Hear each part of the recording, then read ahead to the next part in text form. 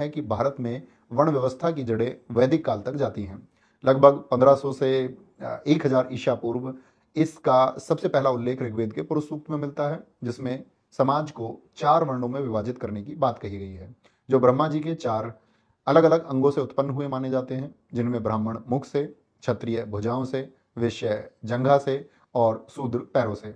ये समझने के लिए कि आरक्षण मिलने के बावजूद भी क्यों ऐसे लोगों का विकास नहीं हो पा रहा है, क्यों ऐसे लोगों तक वह सुविधा नहीं पहुंच पा रही है जिसके वह असली हकदार हैं। और सबसे बड़ा मुद्दा, हमें यह समझना होगा कि आरक्षण की जरूरत ही क्यों पड़ी। इसे समझने के लिए आइए एक 100 मीटर की दौड़ की कल्पना करते हैं। मान लीजिए इस दौड़ में 10 लोग हिस्सा ले रहे हैं, लेकिन यहाँ एक ट्विस्ट है। रेस शुरू होने से पहले 2 धावकों को स्टार्टिंग लाइन पर खड़ा किया जाता है और बाकी 8 धावकों को स्टार्टिंग लाइन से 50 मीटर पीछे खड़ा कर दिया जाता है। और सिर्फ पीछे ही नहीं खड़ा किया जाता, उन 8 लोगों के पैरों में हजारों साल पुरानी जाति व्यवस्था की भारी जंजीरें भी बांध दी जाती हैं। अब रेस शुरू होती है। जाहिर सी बात है, जो 2 लोग आगे खड़े थे वो आसानी से जीत जाते हैं। अब मैं आपसे पूछता हूं, क्या आप उन जीतने वालों को दुनिया का सबसे तेज धावक कहेंगे? जवाब होगा नहीं। यही कहानी है भारत के समाज की। हजारों सालों तक इस जाति व्यवस्था ने समाज के एक बहुत बड़े हिस्से, जिन्हें आज हम SC, ST और OBC कहते हैं, को इस विकास की दौड़ में 50 मीटर पीछे धकेल कर रखा। उन्हें शिक्षा से, संपत्ति से और यहाँ तक कि इंसान होने के सम्मान से भी पूरी तरह वंचित रखा गया। और इसी जाति व्यवस्था की क्रूरता का सबसे बड़ा उदाहरण महाराष्ट्र का महार समुदाय है।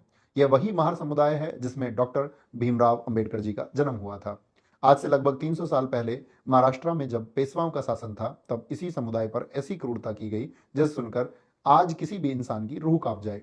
पेशवाओं के उस काल में एक महार जाति के व्यक्ति को अपने गले में एक मिट्टी की हांडी मटका लटका करके चलना पड़ता था। जानते हैं क्यों? ताकि अगर उसे थूकना है तो वो उसी हांडी में थूके, उसका थूक जमीन पर गिरकर किसी सवर्ण के व्यक्ति को अपवित्र ना कर दे। इतना ही नहीं, उसे अपनी कमर पर एक झाड़ू बांधनी पड़ती थी, ताकि जब वो चले तो उसके पैरों के निशान उस झाड़ू से मिटते जाएं और जमीन अपवित्र ना हो। और सुबह और शाम के समय सार्वजनिक सड़कों पर चलने की मनाही थी, ताकि सूरज की रोशनी में भी उनकी लंबी परछाई किसी स्वर्ण पर ना पड़ जाए। पहचानने के लिए उन्हें अपनी कलाई या गले में एक काला धागा पहनना पड़ता था, ताकि कोई गलती से उन्हें छू ना ले। महात्मा ज्योतिबा फूले की एक 15 वर्षीय छात्रा मुक्ता सालवे ने लिखा है कि पेशवाओं के शासन में अगर कोई महार जाति का व्यक्ति किसी व्यायामशाला अखाड़े के सामने से गुजर जाता था, तो उसका सिर काट दिया जाता था और उस कटे हुए सिर से बैट बॉल खेला जाता था। इस समुदाय के लोगों को खाने के लिए पशुओं के गोबर से अन्न के दाने छानकर निकालने पड़ते थे। एक पल के लिए भी सोचिए, यह सिर्फ भेदभाव नहीं था, ये एक इंसान को उसकी इंसानियत से ही खत्म कर देने का, उसके आत्मसम्मान को हर पल हर कदम पर तोड़ने का एक सोचा समझा तरीका था। ये नियम सिर्फ आपको शारीरिक रूप से अलग नहीं करते थे, ये आपके दिमाग में ये बात भर देते थे कि आप अपवित्र हैं, आप इंसान कहलाने लायक नहीं हैं। और अगर आपको लग रहा है कि यह रूह कपा देने वाली क्रूरता सिर्फ महाराष्ट्र या पेशवाओं के शासन तक सीमित थी, तो मैं आज आपका यह भ्रम भी तोड़ देता हूं। यह छुआछूत का जहर, यह सिस्टमेटिक नफरत पूरे देश की नसों में कैंसर की तरह फैली हुई थी। जरा दक्षिण भारत के केरल, तत्कालीन त्रावणकोर रियासत के इतिहास के पन्ने पलट कर देखिए। आज हम महिलाओं के सम्मान की बात करते हैं, लेकिन क्या आप जानते हैं कि वहां दलित और निचली जातियों जैसे नादर और एजवा समुदाय की महिलाओं पर मूलाक्रम यानी ब्रेस्ट टैक्स लगाया जाता था। अगर समाज के वंचित तबके की कोई महिला अपने शरीर का ऊपरी हिस्सा यानी कि सीने को कपड़े से ढकना चाहे, तो उसे सवर्णों को इसके लिए भारी टैक्स देना पड़ता था। इंसानियत को तार तार कर देने वाला यह टैक्स तब तक खत्म नहीं हुआ जब तक 19वीं सदी में नांगेली नाम की एक वीरांगना में विरोध में अपना स्तन काटकर उनके सामने नहीं फेंक दिया और अपने प्राण नहीं दे दिए। क्या आप सोच सकते हैं कि किसी इंसान से उसकी गरिमा इस कदर तक छीनी जा सकती है?